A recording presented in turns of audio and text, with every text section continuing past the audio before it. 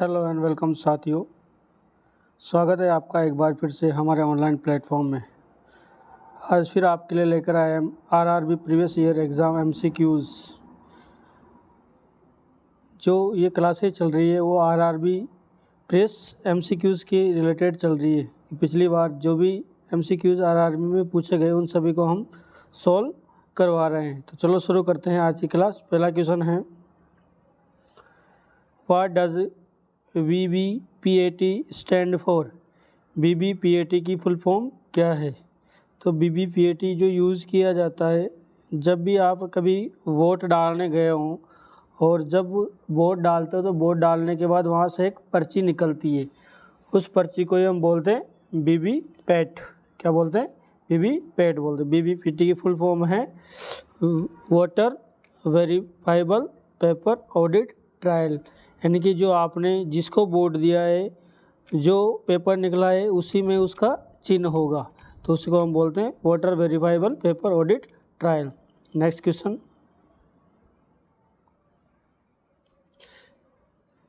First active fetal movement pursue by the mother is known as. Mother के द्वारा बच्चे की फर्स्ट फीटल मूवमेंट जो होती है उसको क्या कहते हैं? जो फील होती है उसे हम क्या कहेंगे? जो मदर के द्वारा बच्चे की जो फर्स्ट फीटल मूवमेंट होती है उसे हम कहेंगे क्यूकनिंग। क्या कहेंगे? क्यूकनिंग कहेंगे। कब देखने को मिलेगी ये? 18 से 20 वीक में हमें देखने को मिलेगी। वही हम बात करें नेक्स्ट, लाइटनिंग। लाइटनिंग क्या है? End of third trimester.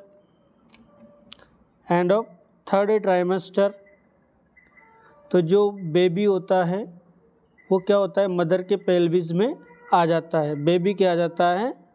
Lower down mother pelvis. Mother pelvis में आ जाता है, उसे हम क्या बोलेंगे? लाइटनिंग, यानी कि नीचे आ जाएगा। वहीं बात करें हम एंगेजमेंट। एंगेजमेंट का मतलब होता है descend of the fetal head in the mother pelvis, यानी कि जो फीटल का हेड होगा वो कहाँ देखने को मिलेगा? पेल्विस में, उसे हम क्या बोलेंगे? एंगेजमेंट बोलेंगे। और इंटरनल डेवलपमेंट क्या है? एग्जामिनेशन टेक्निक है जो डिलीट करती है फ्लोटिंग फीटस को। क्या करती है? फ्लोटिंग फीटस को। कब किया जाता है इंटरनल डेवलपमेंट? 26 से 28 वीक्स में। ओके, क्लियर है? Next question, what is the positive sign that can be seen in DVT. DVT में कौन सा पॉजिटिव साइन हमें देखने को मिलेगा? डीप वेन थ्रोम्बोसिस में। डीप वेन थ्रोम्बोसिस में पॉजिटिव साइन कौन सा देखने को मिलेगा? तो डीवीटी में जो साइन देखने को मिलेगा उसे बोलते हैं होमान्स साइन। क्या बोलते हैं? होमान साइन देखना। वहीं बात करें हम जैक्यूमर साइन की। जैक्यूमर साइन क्या है? जो म्यूकस मेम्ब्रेन होती है वेजाइना की, वो किस कलर की दिखाई देती है? Purplish discoloration of the mucous membrane of vagina. Vagina की जो म्यूकस मेम्ब्रेन होती है वो पर्पल कलर की दिखाई देती है, उसे हम बोलेंगे जैक्यूमर साइन। वही बात करें कर्निंग साइन। कर्निंग साइन हमें मेनिंजाइटिस में देखने को मिलता है। मेनिंजाइटिस में देखने को मिलता है। कर्निंग साइन को उसमें देखने को मिलेगा हमें? मेनिंजाइटिस में देखने को मिलेगा। हेगार साइन। हेगार साइन भी क्या है? Softening of the uterine Smith. Softening of the uterine stomach. ये सभी क्या है? अलग अलग साइन हैं। तो डीपीडी में कौन सा देखने को मिलेगा? होमान साइन देखने को मिलेगा। और जो जैक्यूमर साइन और हेगार साइन है क्या है? प्रेगनेंसी साइन है। और जो कर्निंग साइन है ये हमें मेनिंजाइटिस वाले पेशेंट में देखने को मिलेगा। Next question, false perception with stimuli is known as. Stimuli के साथ में फॉल्स परसेप्शन होना क्या कहलाएगा? इसको कहलाएंगे हम इल्यूजन। क्या कहेंगे, इल्यूजन है। यानी कि यहाँ पर क्या है, स्टिमुलाई प्रेजेंट है, स्टिमुलाई प्रेजेंट है, लेकिन उसको क्या हो रहा है, फॉल्स परसेप्शन हो रहा है। जैसे कि रस्सी है, रस्सी को क्या समझना, सांप समझना, रस्सी को क्या समझना, स्नेक समझना।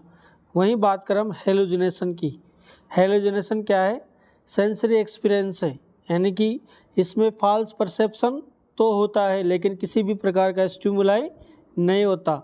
स्टिमुलाई क्या होता है, एब्सेंट होता है, स्टिमुलाई एब्सेंट होता है, इसको हम क्या बोलेंगे, हेलुसिनेशन बोलेंगे। जैसे कि कुछ ना होते हुए भी साउंड आना, कोई स्मेल वहाँ पर प्रेजेंट नहीं है फिर भी किसी न किसी की स्मेल आना, टेस्ट का आना, आभास होना, टच का आभास होना, इसे हम क्या बोलेंगे, हेलुसिनेशन बोलेंगे। वहीं बात करें हम डेल्यूजन की, डेल्यूजन क्या है, false fixed belief, fast fixed belief, किसी भी व्यक्ति के प्रति एक झूठा विश्वास हो जाना, उसे हम क्या बोलेंगे, डेल्यूजन बोलेंगे। Next question, difference between systolic and diastolic blood pressure is known and, systolic और डायस्टोलिक ब्लड प्रेशर के डिफरेंस को हम क्या कहेंगे, तो इसको हम बोलेंगे पल्स प्रेशर। क्या बोलेंगे इसको, पल्स प्रेशर। यानी कि अगर मान लो किसी पेशेंट का सिस्टोलिक ब्लड प्रेशर 120 है और डायस्टोलिक ब्लड प्रेशर 80 mmHg है, तो इनके बीच में जो पल्स प्रेशर वो आएगा कितना, 40 mmHg, कितना आएगा, 40 mmHg। High blood pressure, high blood pressure किसे कहेंगे, hypertension. Low blood pressure, hypotension. ठीक है, next question, the meeting point between coronal and sagittal suture is known as, जहाँ पर कोरोनल सूचर और सैजाइटल सूचर आपस में मिलते हैं उसे हम क्या कहेंगे, उसे हम बोलेंगे ब्रैगमा। क्या बोलेंगे, bregma. Next question, the family includes relative in addition to the nuclear family, nuclear family को हम किस फैमिली के नाम से जानते हैं, न्यूक्लियर फैमिली को हम बोलते हैं एक्सटेंडेड फैमिली। क्या बोलते हैं, एक्सटेंडेड फैमिली। नेक्स्ट क्वेश्चन,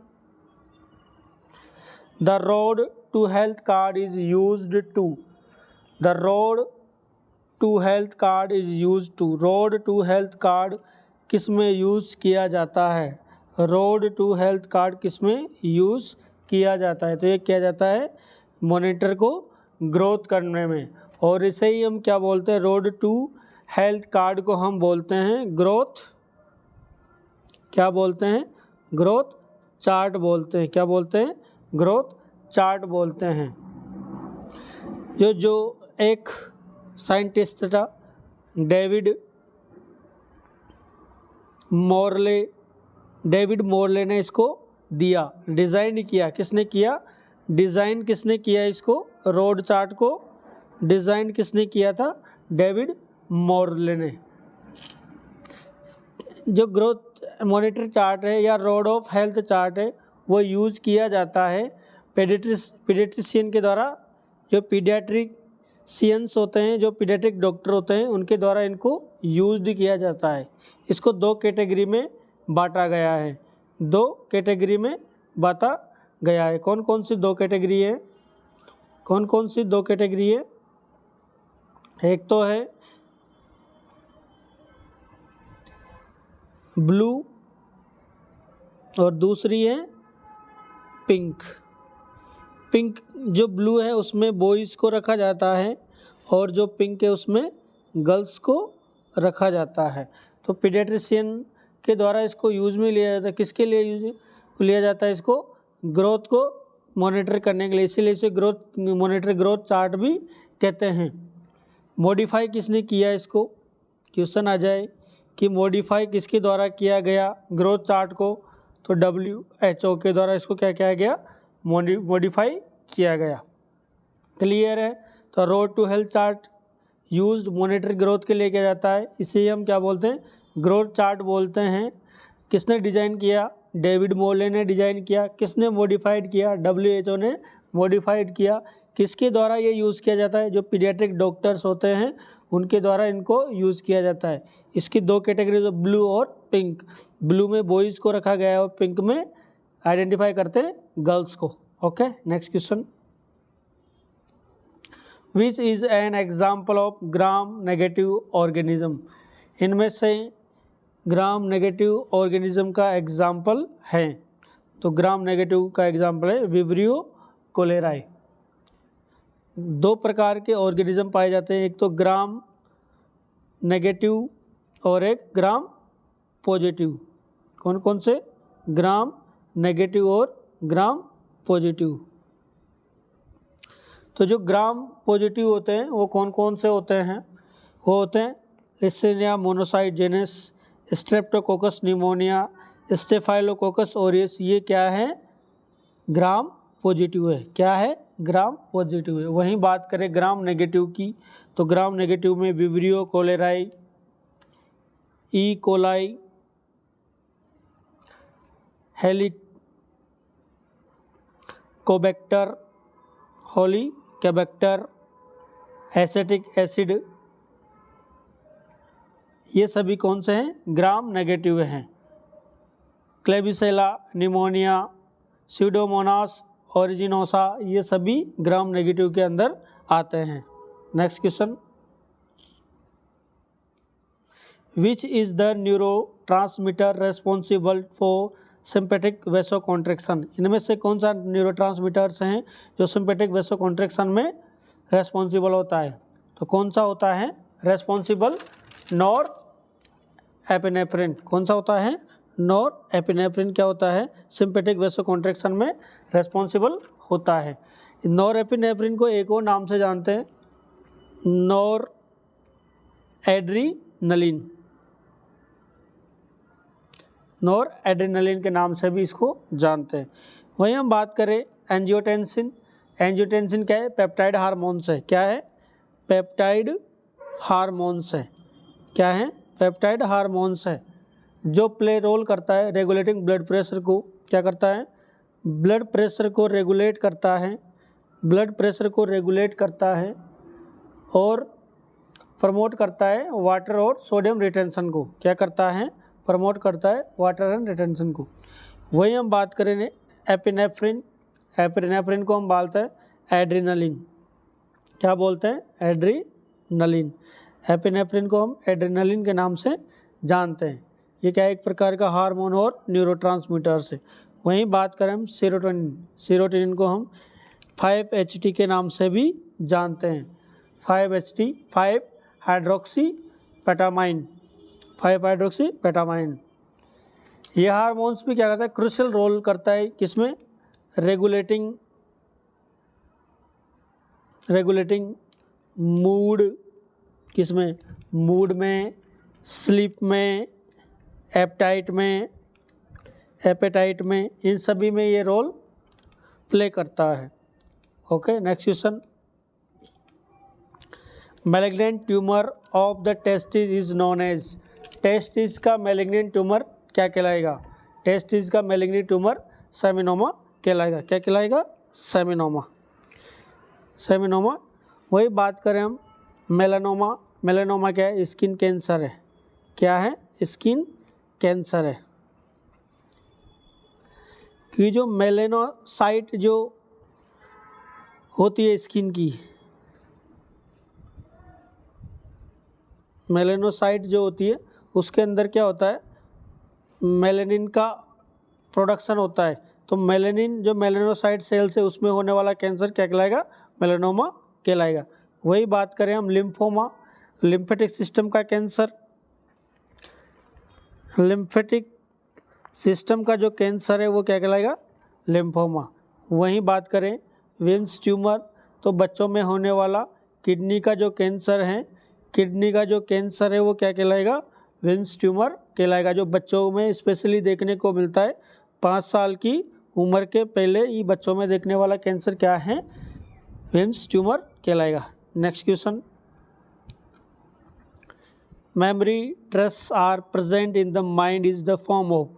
जो मेमोरी होती है वो माइंड में किस फॉर्म में प्रेजेंट होती है, किस फॉर्म में प्रेजेंट होगी, एनग्राम्स फॉर्म में प्रेजेंट होगी। किस फॉर्म में प्रेजेंट होगी, एनग्राम्स फॉर्म में प्रेजेंट होगी। Next question, which method is a collaboration in providing care to a group of client under the direction of professional nurse. जो प्रोफेशनल नर्स के direction में इनमें जो पेशेंट के ग्रुप को क्लाइंट दी जाती है, जो केयर प्रोवाइड की जाती है, उस मेथड को क्या कहेंगे, उस मेथड को हम कहेंगे टीम मेथड। टीम मेथड के रूप में ही जो ग्रुप ऑफ क्लाइंट्स होते हैं उनको हम प्रोफेशनल नर्स के डायरेक्शन में क्या करते हैं, केयर प्रोवाइड करते हैं, उसे हम क्या बोलेंगे, टीम मेथड। नेक्स्ट क्वेश्चन है, who is the founder of modern psychology. Modern psychology का फाउंडर कौन है। तो बात करें मॉडर्न साइकोलॉजी के, तो अगर मॉडर्न साइकोलॉजी का फाउंडर की बात करें तो मॉडर्न साइकोलॉजी का जो फाउंडर है वह है विल्हेम्स हुंड। क्या है, विल्हेम्स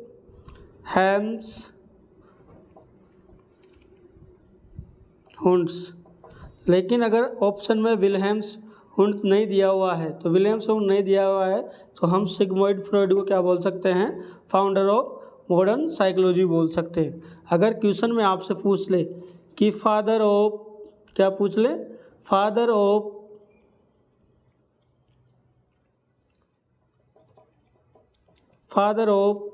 modern psychology, father of modern psychology, तो आपका आंसर जाएगा विल्हेम हुंड, विल्हेम हुंड्स। तो ये है क्या है, फादर ऑफ मॉडर्न साइकोलॉजी। वहीं बात करें हम एरिक्सन की। एरिक्सन क्या है, एरिक्सन ने साइको डेवलपमेंट स्टेज दी। साइको सोशल डेवलपमेंट जो थ्योरी दी वो किसने दी, साइको सोशल जो डेवलपमेंट थ्योरी दी वो किसने दी, एरिक्सन दी। इन्होंने 8 स्टेज में इसको क्लासिफाई किया गया। वहीं बात करें हम ह्यूगो कालेटी। ह्यूगो कालेटी ने ECT की खोज की। किसकी खोज की, ECT की खोज की। किसके लिए, जो साइकेट्रिक पेशेंट होते हैं उनके लिए ECT खोज किसने की, ह्यूगो कालेटी ने। Next question, which among the following is an example of crystalloids. इनमें से क्रिस्टलोइड्स का एग्जाम्पल कौन सा है। तो क्रिस्टलोइड कौन से हैं इसमें से, क्रिस्टलोइड हम बोलते हैं रिंगर लैक्टेशन को, RL को हम क्या बोलते हैं, क्रिस्टलोइड्स बोलते हैं। इसी RL को एक और नाम से जानते हैं, सोडियम लैक्टेट के नाम से भी जानते हैं, या फिर हार्टमान सॉल्यूशन भी बोलते हैं। क्या बोलते हैं इसको, हार्टमान सॉल्यूशन भी बोलते हैं।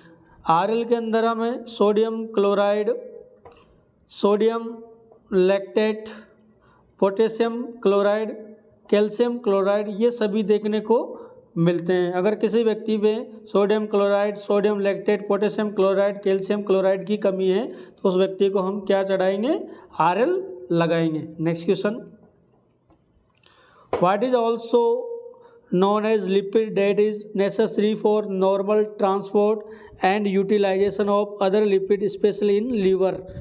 तो कौन सा है इनमें से,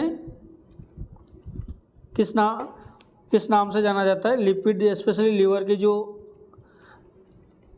नॉर्मल ट्रांसपोर्टेशन और यूटिलाइजेशन की जो लिपिड होता है उसको और किस नाम से जाना जाता है, तो उसको नाम जाना जाता है लेसिथिन के नाम से जाना जाता है। लेसिथिन क्या है, ग्रुप ऑफ लिपिड है। क्या है ये, ग्रुप ऑफ लिपिड है। वही बात करें हम कार्डियोलिपिन की। कार्डियोलिपिन क्या है, एक प्रकार का फॉस्फोलिपिड है। क्या है ये, फॉस्फोलिपिड है, जो कहाँ पाया जाता है, ये माइटोकॉन्ड्रिया के इनर मेम्ब्रेन में पाया जाता है। माइटोकॉन्ड्रिया होता है उसकी इनर मेम्ब्रेन में पाया जाता है। नेक्स्ट, सेफालिन की बात करें तो सेफालिन क्या है, जो ब्रेन की जो सेल मेम्ब्रेन होती है, ब्रेन की जो सेल्स मेम्ब्रेन होती है वहाँ पर ये मेजर कंपोनेंट्स हैं कि है कौन सा, सेपलिन। और प्लाज्मोजम क्या है, एक प्रकार का टाइप ऑफ ग्लिसरोफॉस्फोइड है। कौन सा है, ग्लिसरोफॉस्फोइड। क्लियर है यहाँ तक। Next question, how many pair of chromosomes are present in the human cell. Human cell में कितने पेयर क्रोमोसोम्स पाए जाते हैं। तो ह्यूमन सेल में कितने पेयर क्रोमोसोम्स पाए जाएंगे, 23 पेयर क्रोमोसोम्स पाए जाएंगे, यानी कि टोटल कितने होंगे, 46 क्रोमोसोम्स पाए जाएंगे। वहीं बात करें हम, क्रोमोसोम्स क्या होते हैं, एक सेक्स क्रोमोसोम्स कहलाते हैं। सेक्स क्रोमोसोम्स होते हैं जिनको हम क्या बोलते हैं, गैमेट्स बोलते हैं। सेक्स क्रोमोसोम्स को हम क्या बोलते हैं, गैमेट्स बोलते हैं। Next question, the term toddler refer to. Toddler हम किसे कहेंगे, टोडलर किसे कहेंगे हम, 1 to 1 ईयर वाले को हम बोलते हैं इन्फेंट। क्या बोलते हैं, इन्फेंट। 28 दिन से लेकर 1 साल तक वाले को, 28 दिन से लेकर 1 साल तक वाले को हम क्या बोलेंगे, इन्फेंट बोलेंगे। 3 साल से 6 ईयर वाले को प्री स्कूलर बोलेंगे। बर्थ से 1 मंथ वाले को नियोनेट बोलेंगे। तो टोडलर किसको बोलेंगे, 1 साल से 3 वाले को हम क्या बोलेंगे, टोडलर बोलेंगे। क्लियर है। Next question, the memory disorder that affect older adult is. Older effect में, ओल्डर पेशेंटों में जो मेमोरी डिसऑर्डर है वो कौन सा है, तो वो है डेमेंशिया।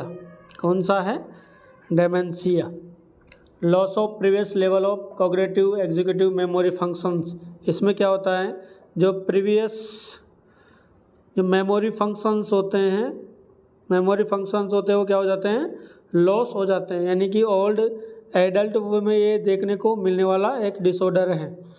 वही बात करें इंसोम्निया, इंसोम्निया स्लीप डिसऑर्डर है, स्लीपिंग डिसऑर्डर है, यानी कि नींद इसमें प्रॉपर रूपली नहीं आती है। Dyspnoea, dyspnoea difficulty in breathing, difficulty in breathing, सांस लेने में दिक्कत होना, वो क्या कहलाएगा, डिप्सनिया कहलाएगा। और वही बात करें हम dystrophy, dystrophy loss of muscles, क्या कहलाएगा, डिस्ट्रोफी कहलाएगा।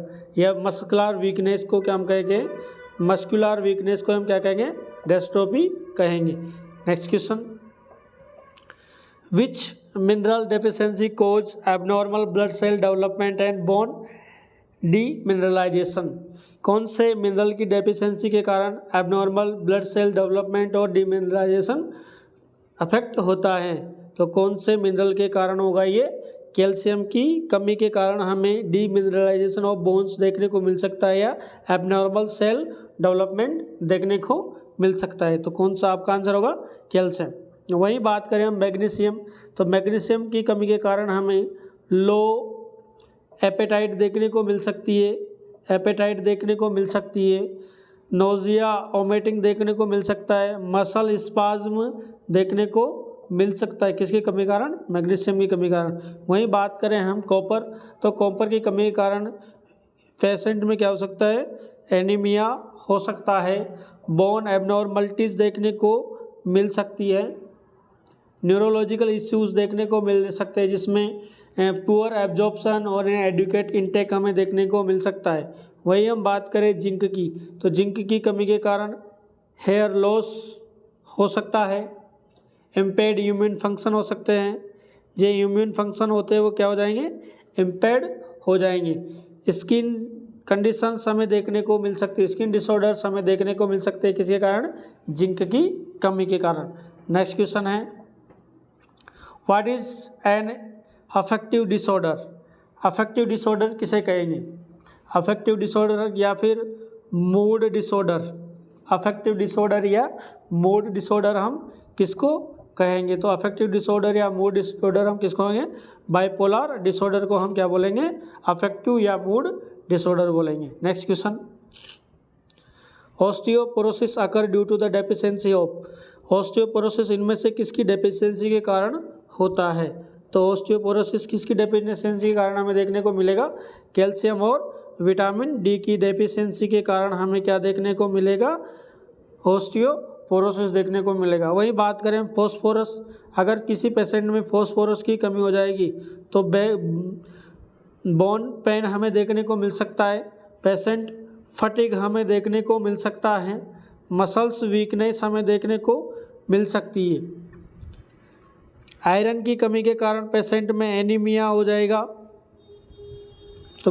तो ये ऑस्टियोपोरोसिस किसी कमी के कारण देखने को मिलेगा, विटामिन डी और कैल्शियम की कमी के कारण। Next question, what is the other name for fear of death? Fear of death को अदर किस नाम से जानते हैं? तो उसको बोलते हैं हम थैंटोफोबिया। किसके नाम से? थैंटोफोबिया। वहीं बात करें हम क्लस्ट्रोफोबिया। क्लस्ट्रोफोबिया यानी क्लोज्ड जो प्लेस होते हैं उनसे क्या लगना? डर लगना। क्लोज्ड प्लेस का जो फियर होता है वो कहलाएगा claustrophobia. Acrophobia, acrophobia fear of height, fear of height acrophobia कहलाएगा।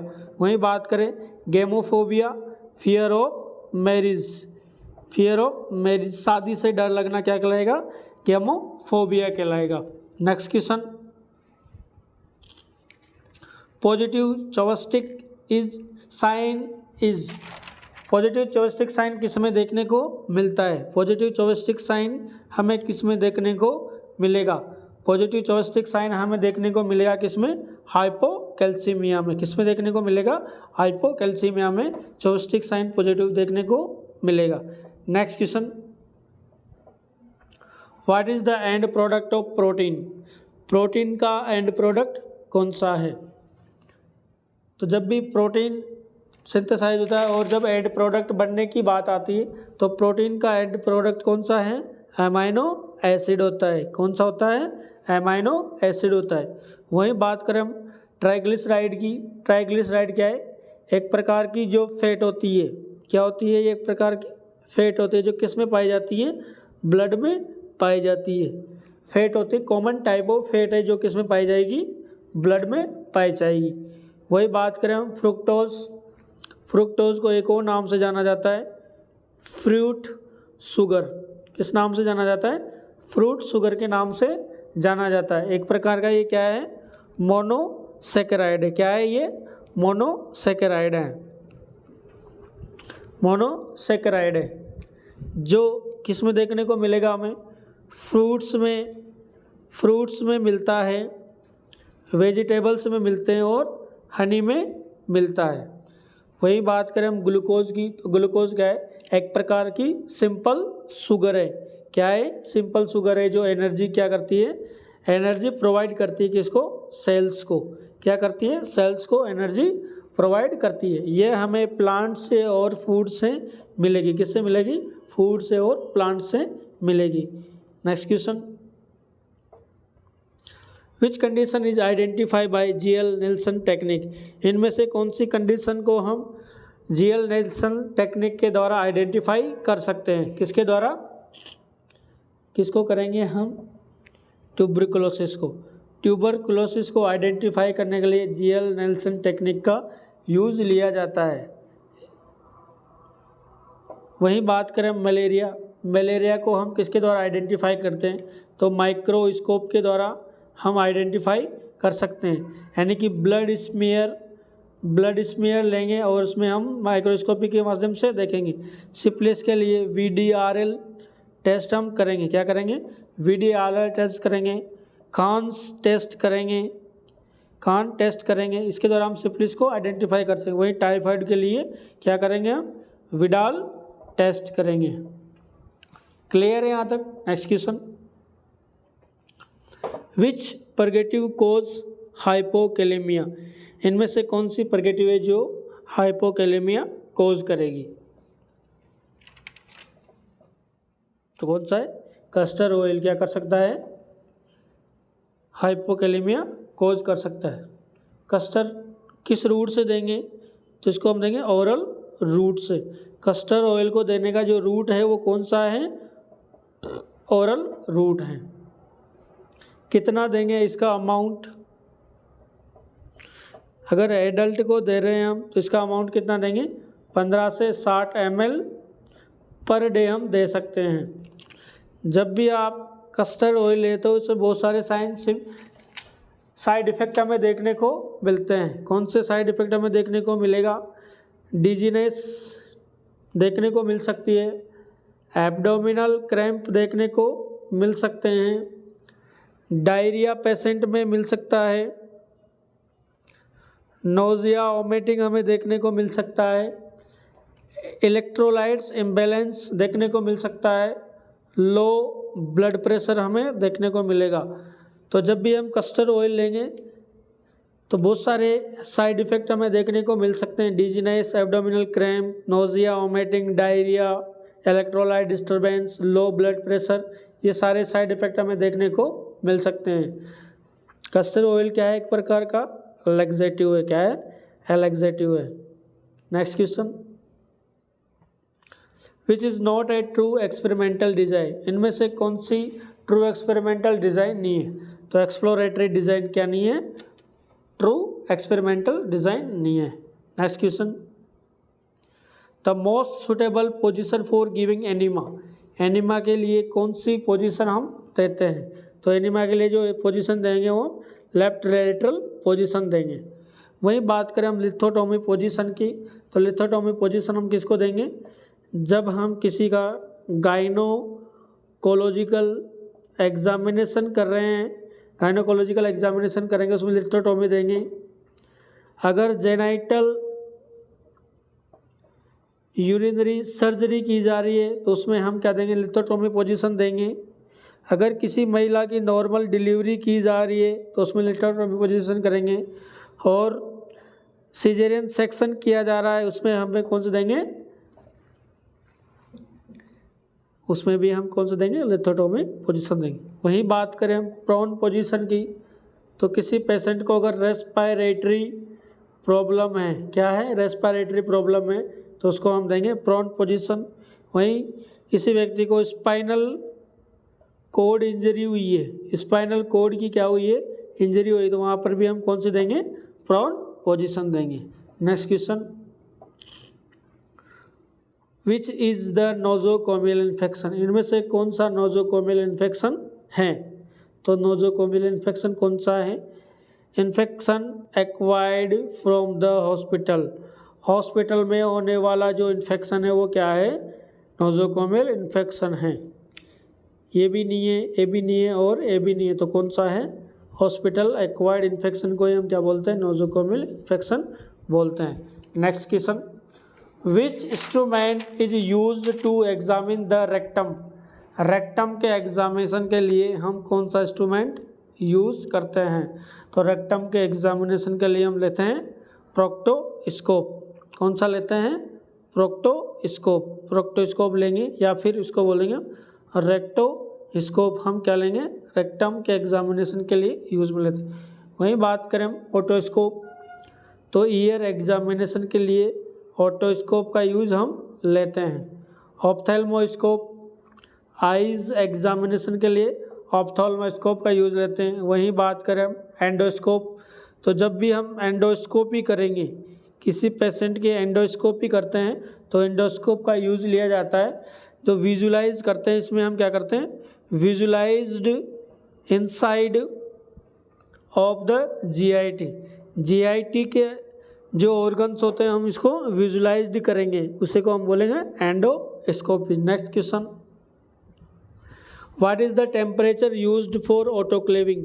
ऑटोक्लेविंग में हम जो टेम्परेचर यूज़ करते हैं वो कितना होता है? तो ऑटोक्लेविंग में जो हम टेम्परेचर यूज़ करेंगे वो होगा 121 डिग्री सेल्सियस। 121 डिग्री सेल्सियस और 30 मिनट तक हम इसका यूज़ 30 मिनट तक हम इसको रखते हैं। ऑटोक्लेविंग क्या है? ऑटोक्लेविंग क्या है? एक मेथड है। क्या है? एक मेथड है किसके लिए? स्टेरिलाइजेशन के लिए। स्टेरिलाइजेशन के लिए यूज़ में लिया जाने वाला मेथड क्या कहलाएगा? ऑटोक्लेविंग कहलाएगा। ऑटोक्लेविंग में क्या करते हैं हम? हाई प्रेशर स्टीम का यूज़ लेते हैं, हम क्या करते हैं, हाई प्रेशर स्टीम का यूज़ लेते हैं। और जो इंस्ट्रूमेंट हम यूज़ लेते हैं ऑटोक्लेविंग में, उसको हम बोलते हैं ऑटोक्लेव। क्या बोलते हैं हम, autoclave.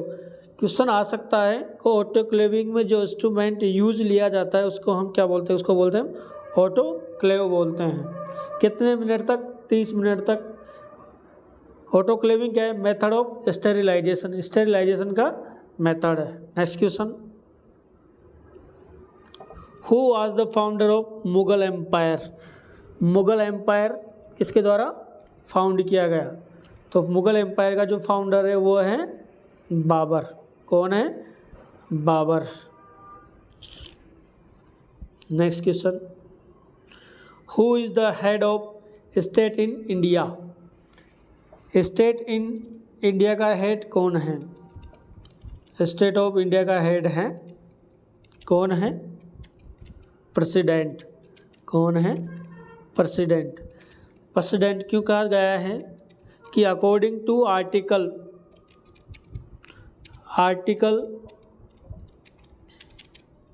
According to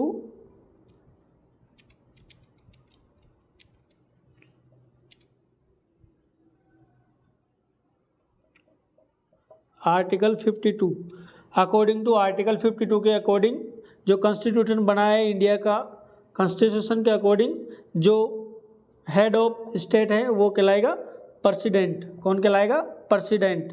Republic India के अंदर head of president, head of the state of India कौन कहलाएगा, प्रेसिडेंट कहलाएगा। अभी कौन थे, द्रौपदी मुर्मू है।